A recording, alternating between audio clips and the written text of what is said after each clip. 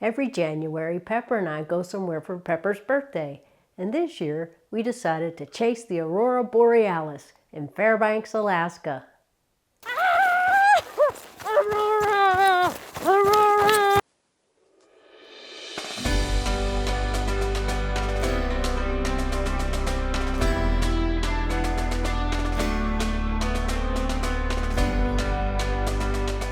Hello and welcome to the program Sula's Big Adventures with me, Sula. This episode is about our trip to Fairbanks, Alaska to see the Aurora Borealis. To improve our chances, we signed up with an Aurora tour with Gondwana Tours. We flew from San Francisco to Seattle and Seattle to Fairbanks. All my bags are packed, I'm ready to go, I'm standing here outside. Welcome to Fairbanks.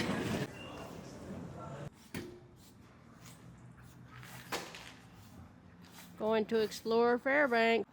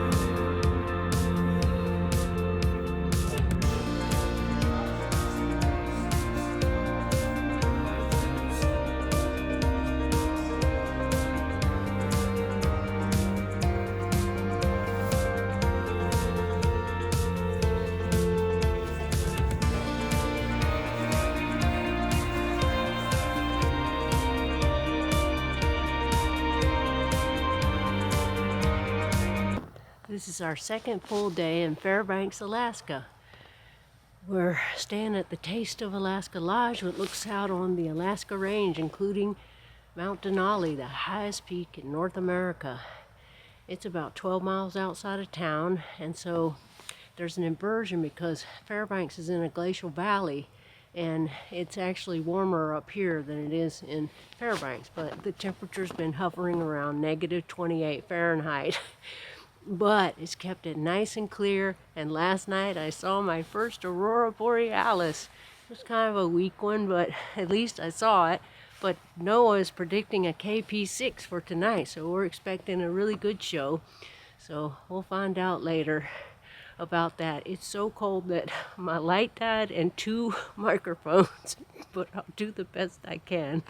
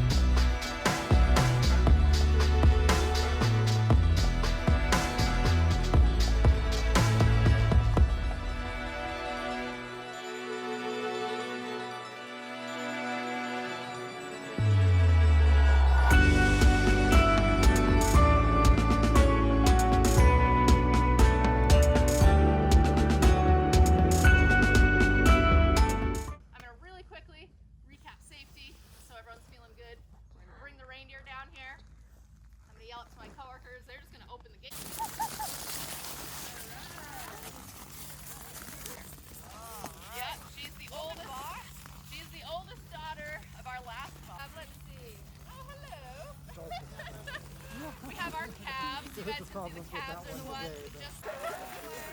John, nice to meet you. So nice to meet you. This is just such a cute... I can't believe that.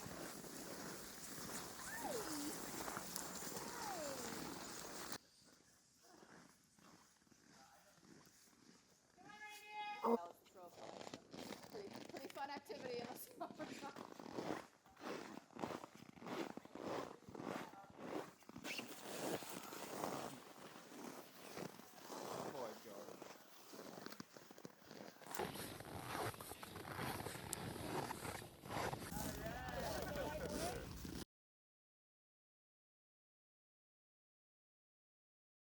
It's the third day of our trip to Fairbanks, Alaska for the Aurora Borealis.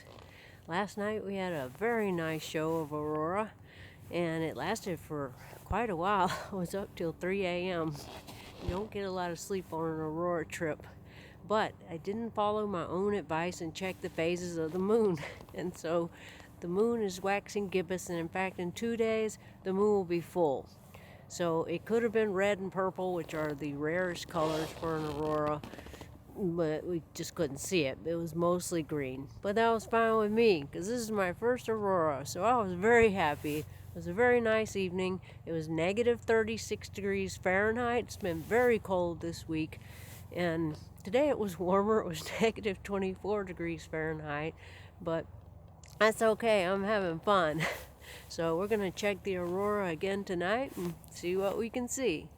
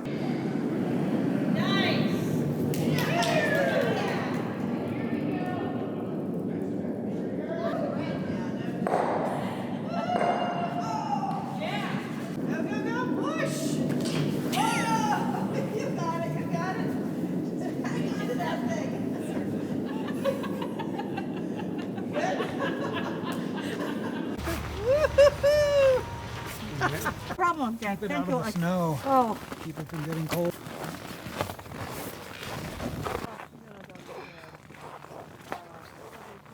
I'll just see what else we can find around town, maybe. But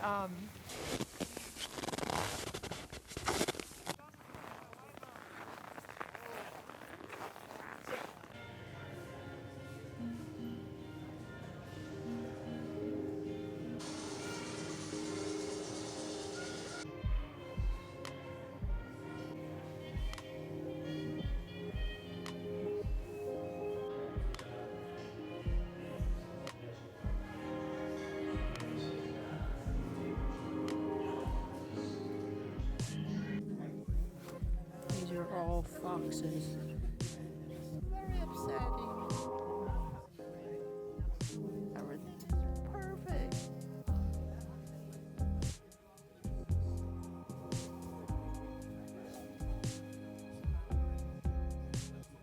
Is that one? Yes, this is a little. Where's the paw? The ice is still on it. Look at the tail.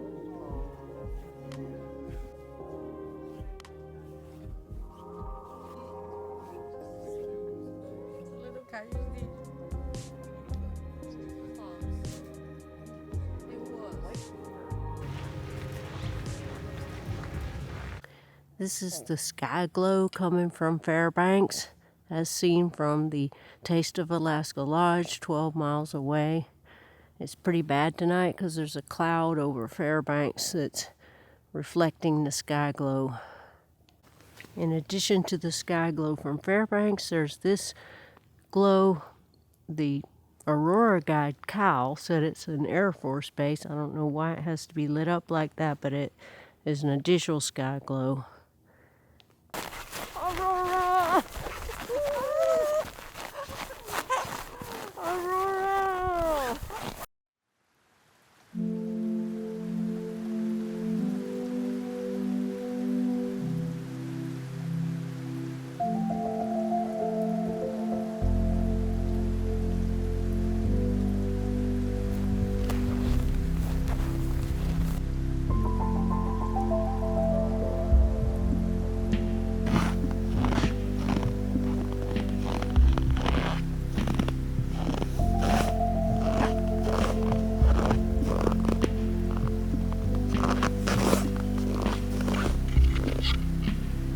An all sky aurora.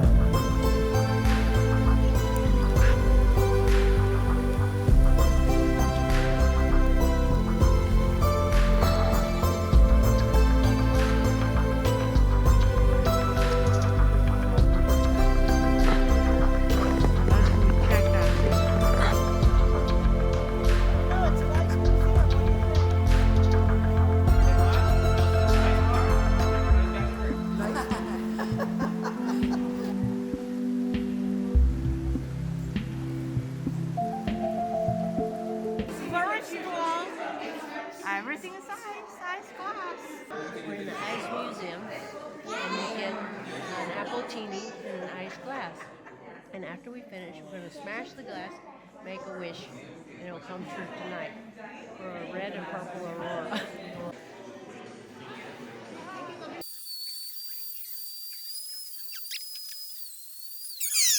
Aurora tonight, purple and white. Yay! Aurora tonight, purple and red, and a supernova!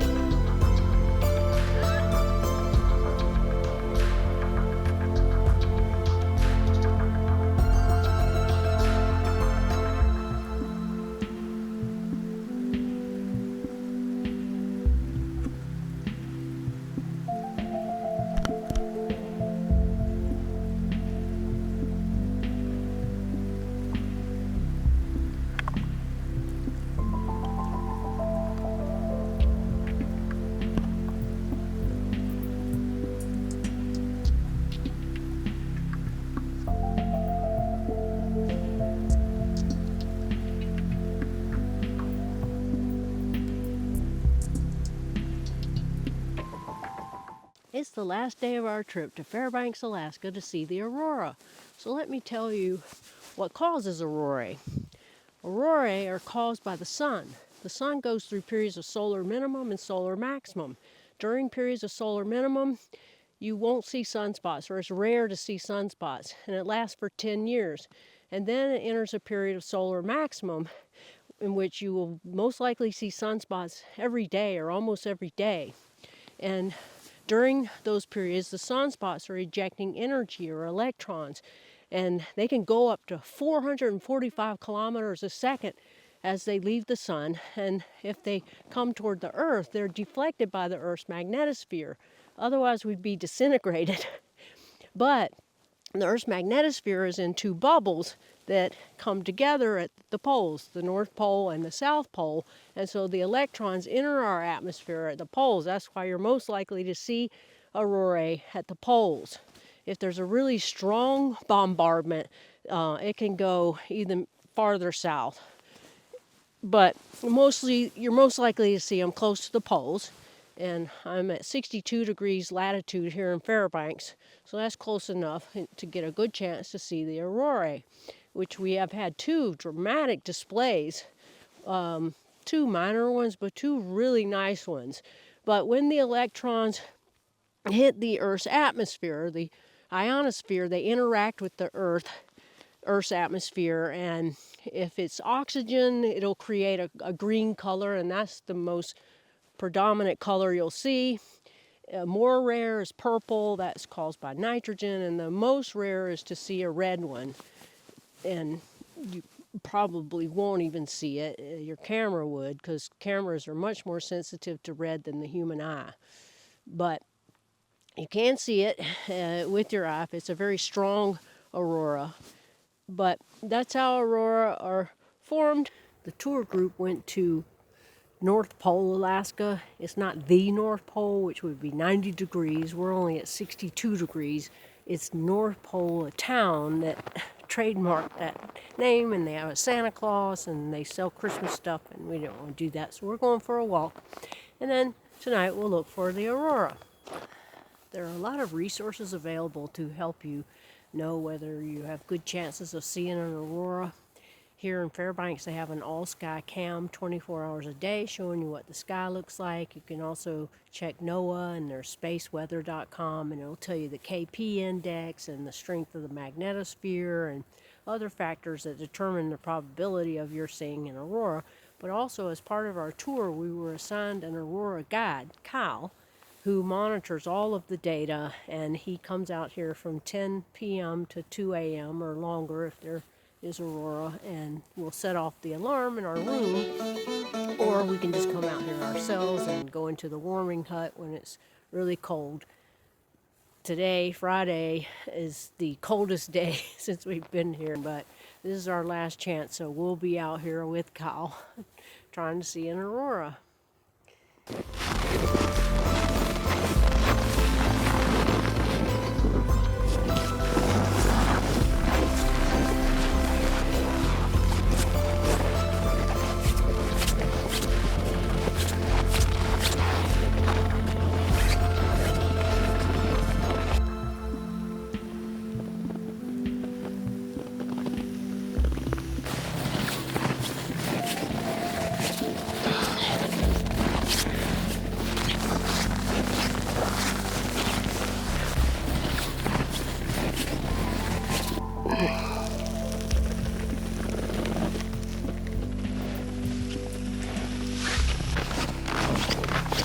About 50 to 60 yards away. Oh, wow.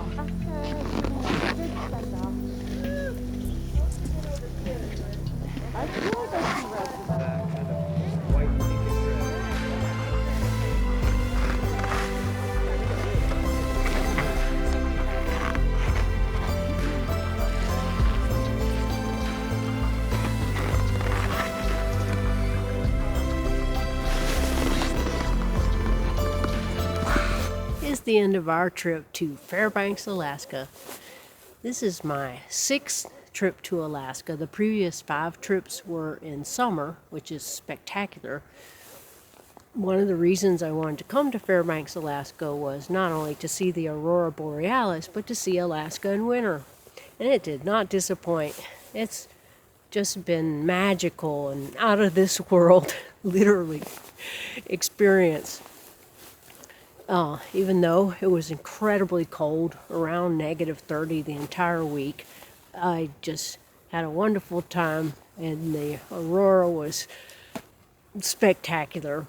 And Alaska, spectacular in winter. So if you want to see the Aurora Borealis, I highly recommend a trip to Fairbanks, Alaska to see it. And if you want to go on a tour, I highly recommend Gondwana Tours. They were excellent. So that's it for now. I hope you enjoyed it. I'll see y'all soon. Until then, dark skies forever. Sula signing off.